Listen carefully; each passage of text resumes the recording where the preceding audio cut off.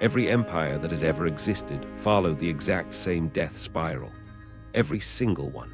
The Roman Empire, the Ottoman Empire, the Soviet Union, the British Empire. They all collapsed in the same sequence, with the same symptoms and the same blind spot. The citizens living through it always believed this time is different. They were wrong every time. And here is what should terrify you. There is a pattern so precise, so predictable, that historians can now map it like a disease. 5 stages, 5 warning signs, and by the time most people recognize stage 3, it is already too late to reverse. Same pattern every time. But here is the open loop I want you to hold in your mind. By the end of this video, I will show you which stage we are in right now, and why the very fact that you will want to argue with me about it is itself proof of the pattern. What you are about to learn took historians decades to piece together from 5,000 years of civilizational data. And once you see it, you cannot unsee it. These are the 10 stages of imperial collapse that nobody talks about until the rubble is already falling. The wealth illusion. Every empire begins its death not with poverty, but with the illusion of infinite wealth. Rome, at its peak, controlled more gold than any civilization in history. The Spanish Empire flooded Europe with silver from the Americas. The British controlled a quarter of the world's GDP. And in every single case, the abundance itself became the poison. As the historian Sir John Glubb documented in his landmark essay The Fate of Empires, the wealth that built the empire eventually destroys the qualities that created it. Here is why. When resources flow effortlessly, the population shifts from producing to consuming. Innovation slows because there is no urgency. Risk-taking dies because comfort is easier. The Romans stopped training citizen soldiers and hired mercenaries instead. Why fight when you can pay someone else to do it? The Spanish stopped manufacturing and simply bought everything from abroad. Why build when gold buys it cheaper? The moment an empire stops earning its wealth, it starts losing its future. This is stage 1, and the cruelest part, it feels like victory. Everyone celebrates. GDP numbers look fantastic. Markets boom. Nobody notices the foundation cracking because the penthouse view is spectacular. But underneath, the rot has already begun. And what comes next? That is where the pattern gets truly disturbing. Bread and circuses. Now here is where it starts getting uncomfortable, because this next stage is one you will recognize immediately. After wealth peaks, empires enter what historians call the age of decadence, and it always looks exactly the same.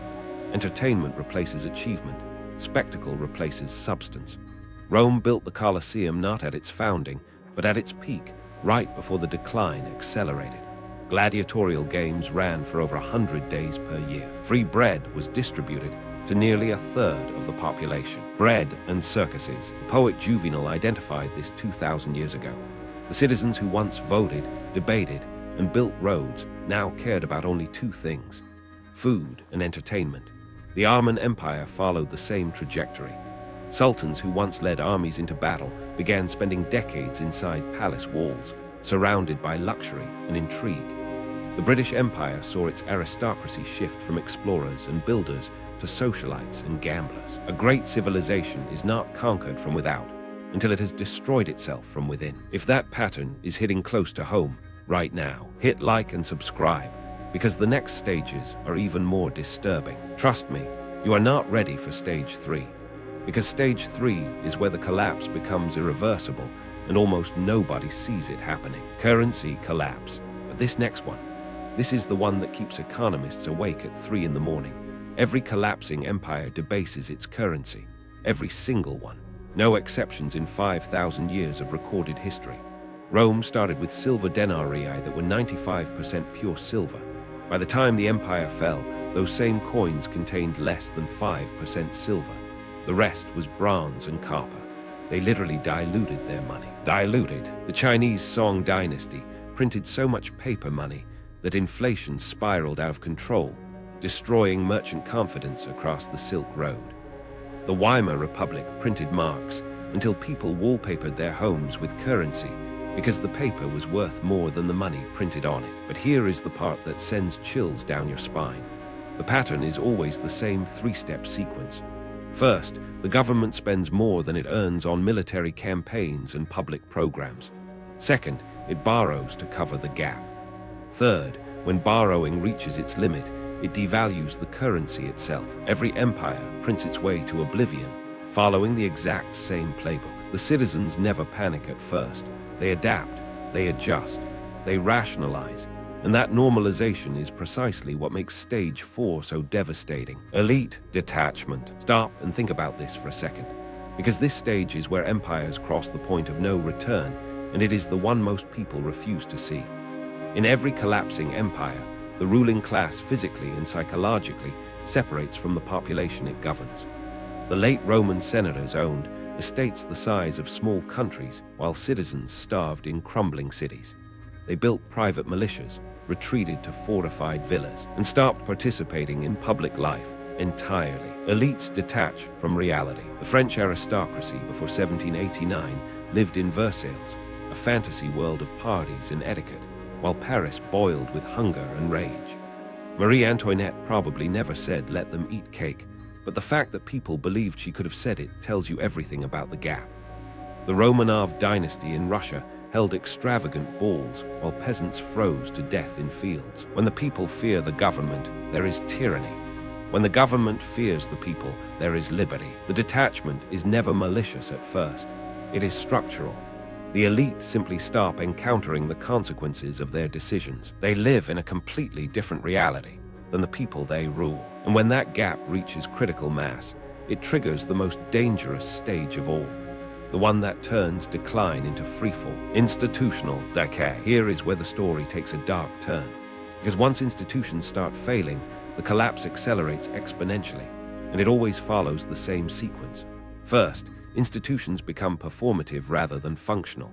The Roman Senate continued to meet and debate for centuries after it had lost all real power. Senators gave speeches to empty chambers. Laws were passed that no one enforced. The bureaucracy grew larger while accomplishing less. The institution becomes a hollow shell, wearing the costume of its former self. The Ottoman court developed a bureaucracy so bloated that a single decree required 47 signatures before it could be enacted.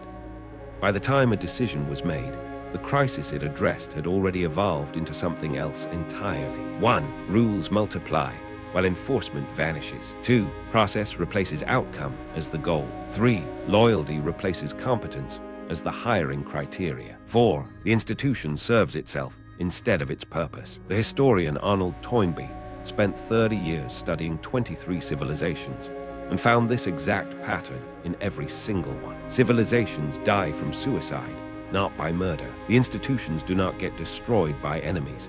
They hollow themselves out from within. And what makes this stage so insidious is that from the outside, everything still looks normal. The buildings are still standing. The titles still exist, but the substance behind them has evaporated. Military overreach. Now forget everything I just said about internal decay, because this next stage reveals how empires destroy themselves from the outside while rotting from within. Every empire reaches a point where its military commitments exceed its ability to sustain them. Rome had legions stationed from Britain to Mesopotamia, a frontier of over 10,000 miles.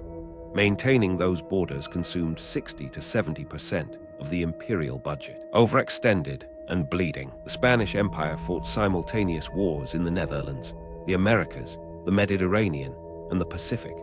Philip II's empire stretched so far that communication between Madrid and Manila took 2 years round trip. Imagine trying to manage a war when your orders arrive 2 years late. The British Empire at its peak maintained military bases on every continent and naval stations across every ocean. The cost was staggering. But here is the cruel paradox.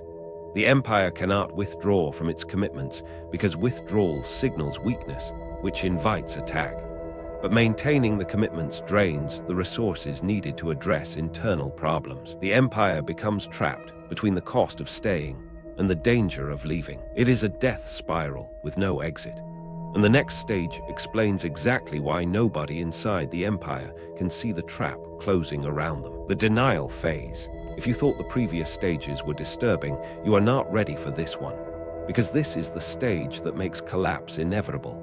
Denial, not ignorance. Denial. There is a massive difference. Ignorance means you do not have the information. Denial means you have the information and reject it. Denial. Roman citizens in 400 AD still believed their empire was eternal, even as Visigoths literally camped outside the walls. The historian Ammianus Marcellinus wrote that Roman aristocrats spent more time arguing about the quality of their dinner parties than about the barbarian armies massing on the frontier. Men willingly believe what they wish to be true. Soviet citizens in 1988 were told their economy was the strongest in the world. 12 months later, the Berlin Wall fell. The British political class in 1945 still genuinely believed the empire would endure for another century. Within 20 years, nearly every colony was independent. This time is different. That phrase, those 4 words, they are the epitaph of every empire, the universal mantra of civilizations that are already past the point of no return. And the data proves something even more chilling about what happens next. Social fracturing. Let me pause here because this next part changes the entire picture. Once denial takes hold, society fractures along every possible line. Class against class, region against region, generation against generation, ideology against ideology. And here is the pattern that sends historians reaching for their whiskey. The fracturing is never about the issues people think they are fighting over. The real fight is always about declining resources, dressed up as cultural warfare. Rome's famous civil wars were not really about politics. They were about who would control a shrinking pie. The French Revolution was not primarily about liberty and equality. It was about a bankrupt state that could no longer feed its population. The Russian Revolution was not fundamentally about communism versus capitalism. It was about a starving population and an incompetent government fighting an unwinnable war. When the pie stops growing, the people start fighting over crumbs. The sociologist Peter Turchin calls this elite overproduction. Too many ambitious people competing for too few positions of power. The result is always the same.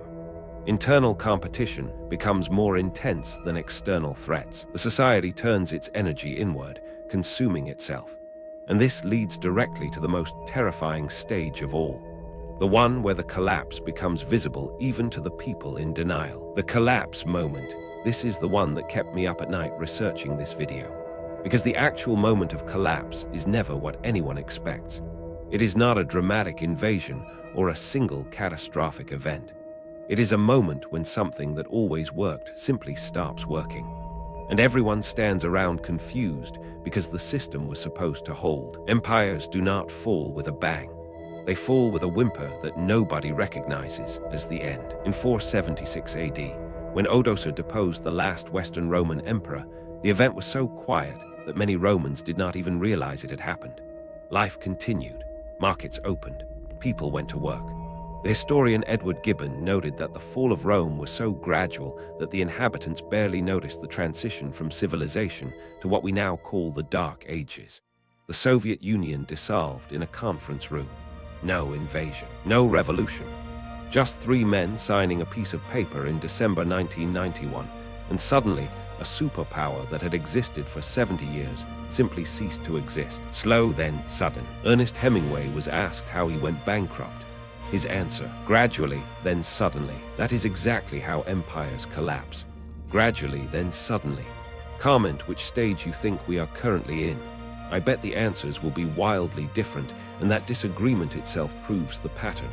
Now, remember that open loop from the beginning. Here is where I deliver on that promise. The blind spot. I told you at the beginning that I would reveal which stage we are in right now. And I told you that your reaction to the answer would itself be proof of the pattern. So here it is.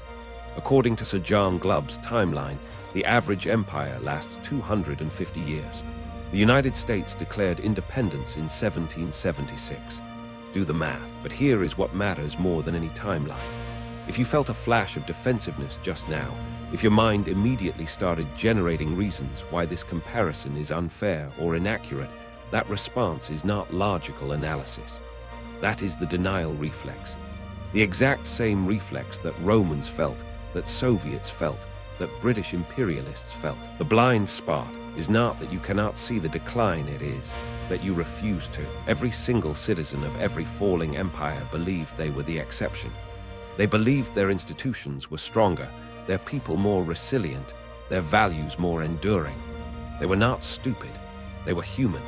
And being human means being psychologically incapable of accepting that the world you know is temporary. Those who cannot remember the past are condemned to repeat it. The collapse signature is identical across 5,000 years. The only variable is whether the people living through it choose awareness over comfort. Awareness over comfort. The question is not whether empires fall. They always do. The question is whether you will be the one who sees it clearly while everyone else sleeps. 5,000 years, 23 civilizations, the same 10 stages, the same blind spot, the same 4 words whispered by every generation that watched their world unravel.